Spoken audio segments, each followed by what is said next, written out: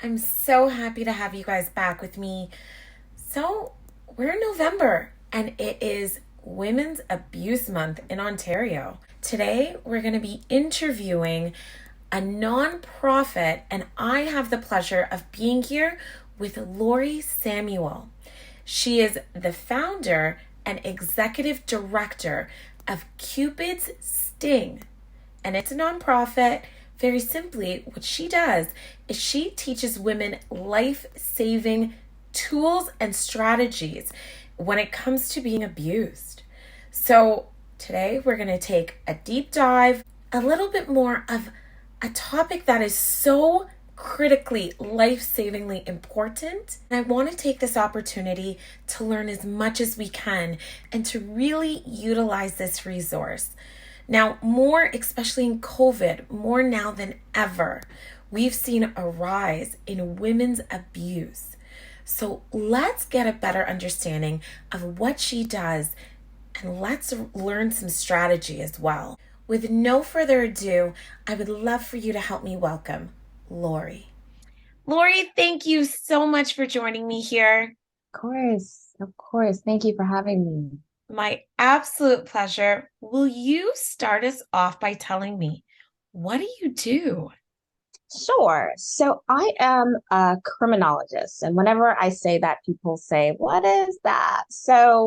I'm like a crime expert. So I solve crimes. I look at organizations that are in the criminal justice system. My background is in law enforcement, and I specialize. My expertise is in homicide, one thing, and then of course safety. And I would say I'm a justice fighter. I'm always fighting for the underdog. And my work today is really about fighting for women that are impacted by violence. Okay. There is so many questions I have that stem from this. Right. Firstly, I actually didn't expect you to say that. How did you get into criminology? How did I get into criminology? I always had an interest in crime and in the system. And growing up, I thought I was going to be a criminal defense attorney. Hmm. But my path led me to policing. I had an internship when I was in high school and just fell in love with policing. And my thought process was, I'm going to get inside the system so that I can affect change because I know that the relationship between Black people and the police is tenuous at best. And I just wanted to make some change. And everything I wanted to do, I actually was able to do. I investigated police officers. I was writing policy. It was instrumental in creating systems and models to ensure that we hire the correct police officers, we retain those that need to be retained, and then unfortunately terminate those that should not be carrying guns and taking people's liberties away. So it's just something that I just crafted. So with my undergrad and my graduate degrees, and I just, that was just my trajectory. And it was just for me as a Black woman knowing that I had to be the best, meaning, so I had to have the most education. I had to come with the best experiences, whether that's, an internship in, I don't know, the Caribbean, which I did do. All of those different things so that when I show up and they're like, oh, she's Black. It's like, yeah, but she has all of this experience and credentialing behind her so that I could get that seat at the table. I love that. Thank you so much. Can we talk about your foundation? I really want to get into that. I really want to discuss safety and Yeah. what people should be aware of. Even if you have stats, I'm into all of that. Absolutely. So my foundation is Cupid Sting, and I started that several years ago while I was at the police department. And when I keep referencing the police department, I'm talking about the DC Police Department in Washington, DC. And I would get crime stats every morning, and I would see the 24 hours worth of crime. And most of the victims were women. Most of the victims were Black women. And if they weren't Black, they were Latino, right? So women of color. And I would, read these cases, see these cases, and these women looked like me. These women could be like my sister, my friends. These were my girlfriends. You know what I mean? When I would see these faces, and I felt like as a woman and as a criminologist, I needed to do something. I needed to do something to reduce these numbers. So one weekend, I started teaching self-defense classes at my gym. I just put it out on Eventbrite. This is what's going down. If you're interested, show up. It's just me. Feel comfortable. Women came and they came in droves. And, as I say, the rest is history. They wanted more. How can we protect our children?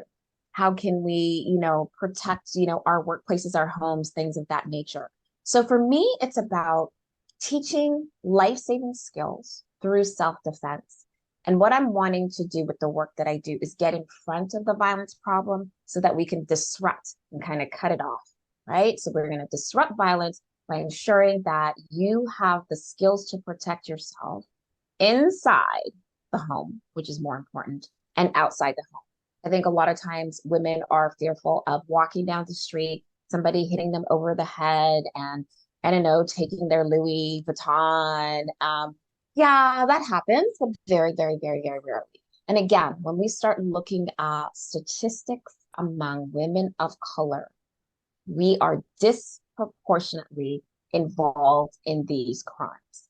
Okay, so when we look at stats, one of the key stats that I say over and over and over and over again is that 1 in 3 women, and this is a global statistic, 1 in 3 women will be a victim of physical, sexual, psychological, financial, emotion, Wow. any kind of abuse at the hands of an intimate partner at least once in her lifetime, right? And so, because this is an official statistic, we know that there are many more numbers and cases that we have not counted. And unfortunately, the cases we haven't counted are those among Black women and women of color, because we tend not to involve the justice system because we're not comfortable with the police or with the justice system being re-victimized. Are you going to be believed? All of those issues. So that's why I do what I do, because, the people that I work with look like me. I'm looking in the mirror and I'm like, that could be me. That could be somebody that I love. And I just want to ensure that there's an awareness first and then some education, and they go in tandem. So again, you're able to protect yourself. And for me, it's like, let's not be another statistic. Absolutely. So, would you mind educating us a little bit of both, giving us some knowledge and also giving us some tools? Like, what? Tell me everything, please. Sure, sure, sure. So again, let's go back to that statistic 1 in 3. So I'm thinking that that statistic is closer to 2 in 3, Wow. and maybe even higher again when you look at, and I'm going to talk about the diaspora right now. So we're talking about like Africa and the Caribbean. Those numbers are so much higher because we don't talk about it. We always know who's being abused, but it's like, that's not my business, right? Like the auntie, the uncle, whatever. It's not our business. But for me, so here's the education piece. It is all of our business Yeah. because it's never just confined to the home. Okay. So as business owners, let's just take that example. So you have an employee that is living in a home that's marked by violence. And now they come outside the home to your workplace. Are they going to be productive? Mhm. Probably not. And it might just be the opposite where they are losing money for you. Then the second piece is that that violence spills over into the workplace and her abuser comes into your workplace now. And now what do you do? What do you do? But we often see the signs. We know when things are out of the ordinary. We know when things are like, no, Sally's not really acting herself. She's not her usual cheery herself. And I remember last week she came to work with sunglasses on, Mm. but nobody says anything. We see the bruises, we ignore it. And I think for me, it's about changing this narrative, and it's this recognition that it is happening everywhere. Black, white, rich, poor. If I told you the statistics about elderly abuse, Mm. it's just insane. So it's always the vulnerable population, children, right? Women that are living in poverty, in disadvantaged areas, maybe single-headed households, those kinds of variables. But it's happening everywhere. But what I want to say is this, that we need to be focusing more on the violence that's occurring in our homes and not so much in the community. Not saying that we shouldn't, but the majority of the violence against women, domestic violence, etc., is happening right in your home. The place that you lay your head, the place that you've built should be a home for your family, for your children.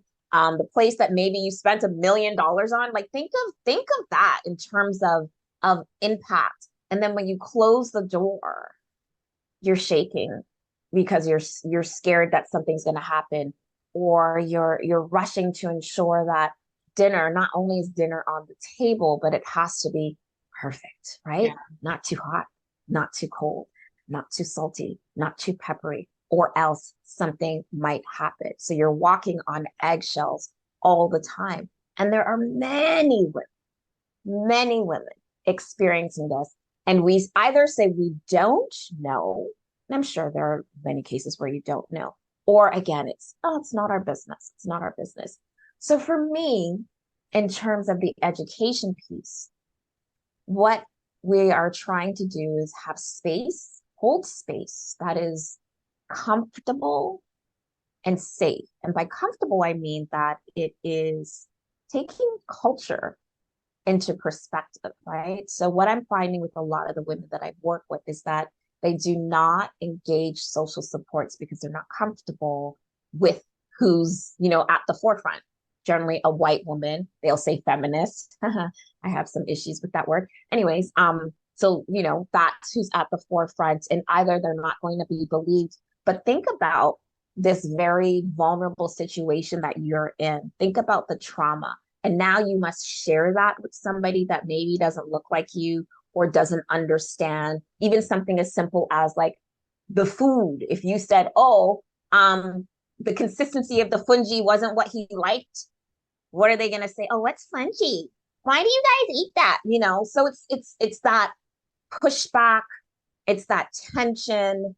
But I want women to, like, you just let your hair down. And what I say is that you do what you want to do. So if you want to scream, if you want to cry, if you just want to sit, if you just want to close your eyes and just breathe, that's what I want you to do. You do what you're comfortable doing. And then when you're ready, let's start figuring out how we can educate you, learning some skills on, if you know that you're always fighting and maybe it's a certain area of the house, you might have to move some furniture around so that you're not getting injured all the time.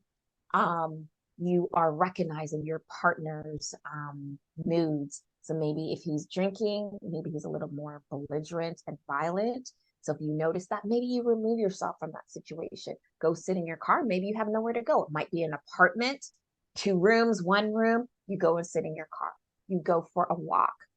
Let people know what's going on. That's the thing, right? People are embarrassed. They're scared. You don't have to let them know the gritty details, but maybe just know that, like, can we talk?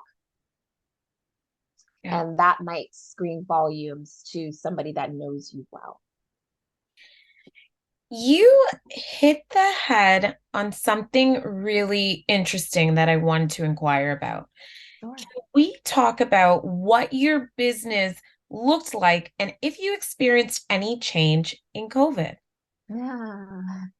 Yes. Well, so I'll answer the second part first. Yes, huge changes. So, what my business looks like. So, we were counseling women, victims of domestic violence, doing one-on-one counseling, and then offering self-defense classes. So, we would do women-centric self-defense classes, and then we did classes for mothers and daughters, because again, wanting to get the young girls trained early, one, so they know what a healthy relationship looks like and what should be acceptable and not acceptable. And two, like, they're going out in the world, and we want parents to feel comfortable giving them a little bit of independence. So we were doing all of that in person. And imagine teaching a self-defense class online. So Mm. with COVID, of course, a lot of things changed. I will tell you this, I got busier because with the lockdown measures in place, which I believed in, we needed it in terms of public health. Now we were forcing women, though, to be home with their abusers, right? 24/7. And now we have some additional stress with the global pandemic.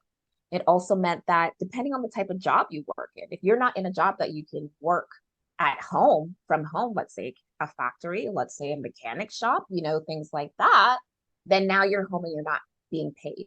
So there was this additional layer of stress and the numbers like skyrocketed. And so a lot of women were reaching out, where can they go? What can they do?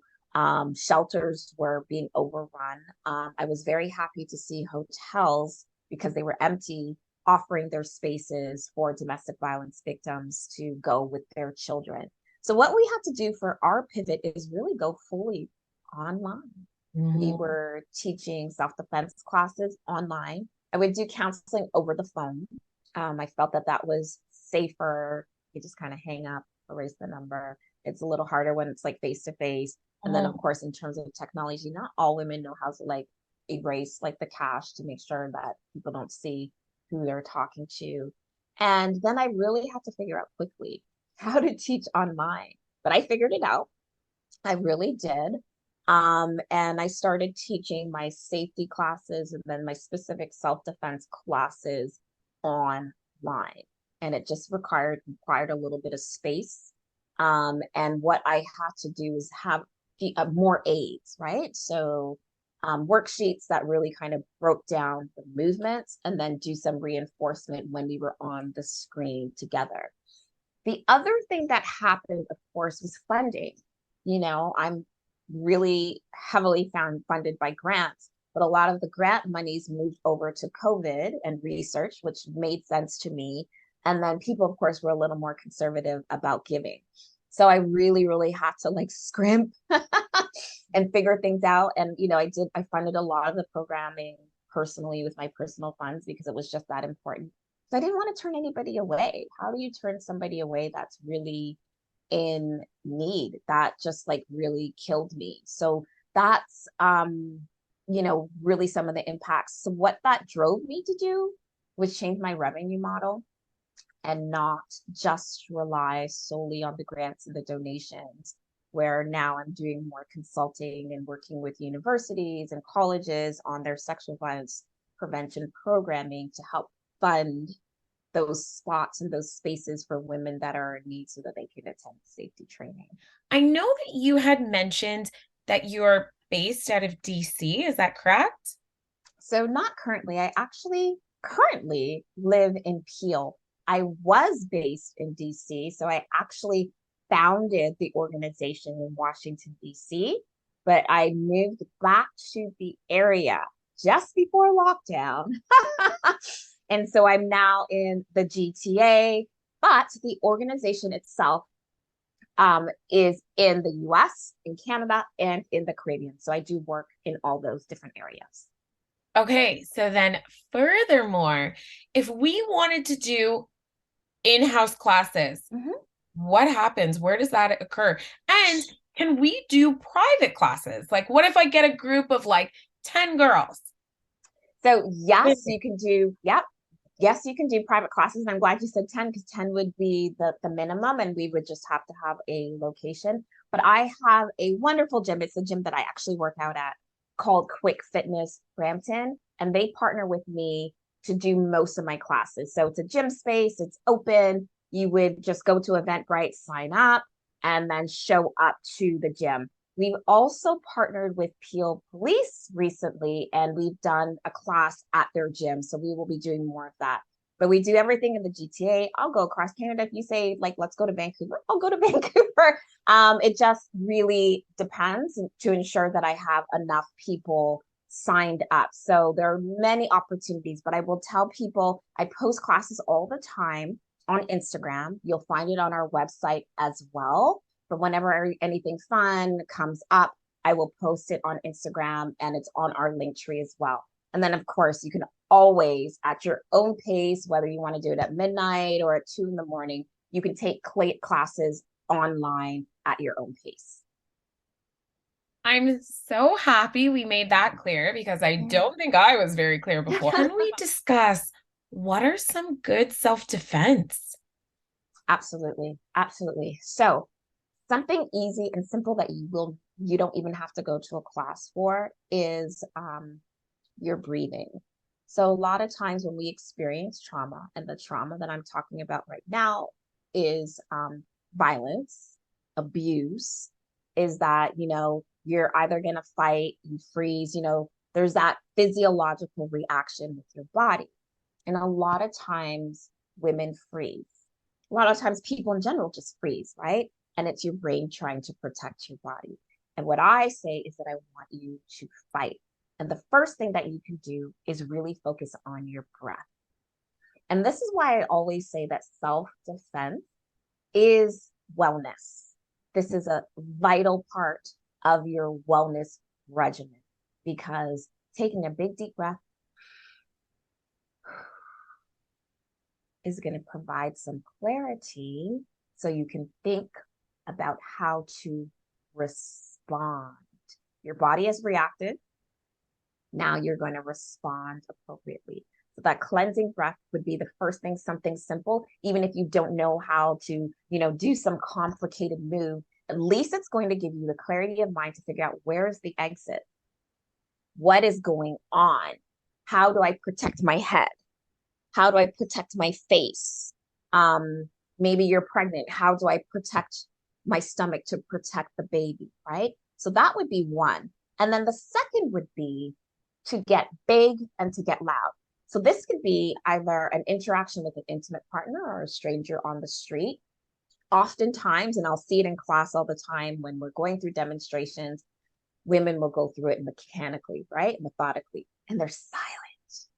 And I said, like, in a real situation, I want you to use your voice. You've got to use your voice. So whether that's "get off me," whether that's a scream where, one, it could distract the person, the perpetrator.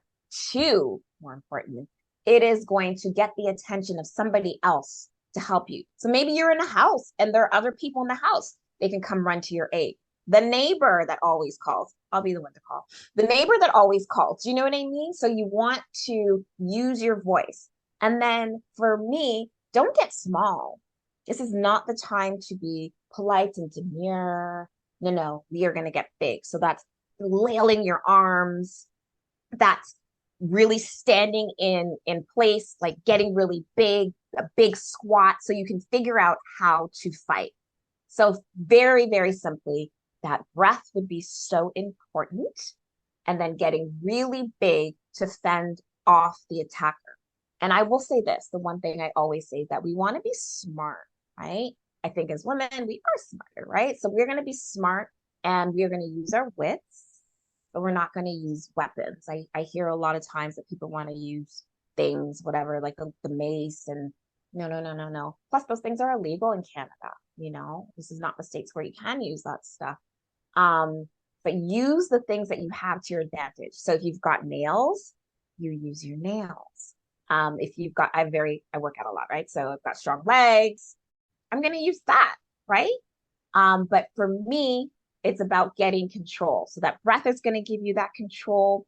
Getting big is going to give you some control. Using your voice is going to give you some control, so you can figure out where you can get out of that situation. Because for me, it's like, we want to get out of these situations alive, right? So that we can see our families, right? Absolutely. Thank you so much for that advice. That was great. You're welcome. You're Can welcome. you tell me, what are some things that people don't know about your foundation that really they should? I think they need to understand, the reason I focus on women is because there is so much violence against women. We're looking at almost 90% of the cases involve female victims. Um, and to understand that it's not just a hobby. Um, I've lived this stuff. I've investigated it. I know what I'm doing, and this is a place of safety. Mhm. Okay. Again, it's in terms of like, where home should be your safe space. This is a safe space for you to get some education. And the other thing they should know is that Cupid Sting, again, is here for you. This is not a venture about making money. This is about tackling a real issue in society and reducing numbers so that we can have healthier spaces for women, girls, and then just everybody in general. But one thing I will say this is that, I can't do it alone. I need help. I need partners. I need, volunteers. I need people to spread the word. I think some of the challenges for me is that this is not a sexy issue, right? I'm not talking about fashion. I'm not talking about the latest thing. We're talking about violence, and who wants to talk about that? But it's very necessary to talk about it and to keep talking about it because that's the only way we're going to have some changes. I couldn't agree more. Um, yeah, I understand what you mean when you say it's not necessarily a sexy topic, but absolutely vital and life-changing Mhm, topic for sure. mhm, mhm. Absolutely. Yeah, So, yeah. with that said, can you tell people how do people get a hold of you? Where can they find you on social media? Awesome, awesome. So we are on Instagram, Facebook, TikTok, YouTube. But if you just do a search for at Cupid Sting, so that's two S's, CupidSsting. Yep, that'll get me. And then our website, www.cupidsting.org. And I do want to share that we are back to doing classes in person, but again, they're not as often as prior to lockdown, but we have many online options. We have a lot of education on our website and on our Instagram account. And we have an online self-defense academy. So if you want to brush up your skills, if you want to take a new intro basic class, or if you want something a little bit more detailed, that's available to you too. And that is the Cupid Sting Academy dot thinkific.com. And again, if you have any questions, drop us a line at hello@cupidsting.org. Thank you so very Oh, much.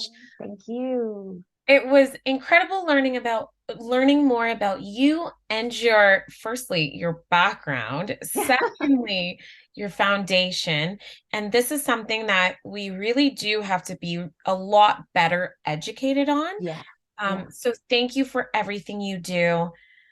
Please like, comment, and share. Thank you.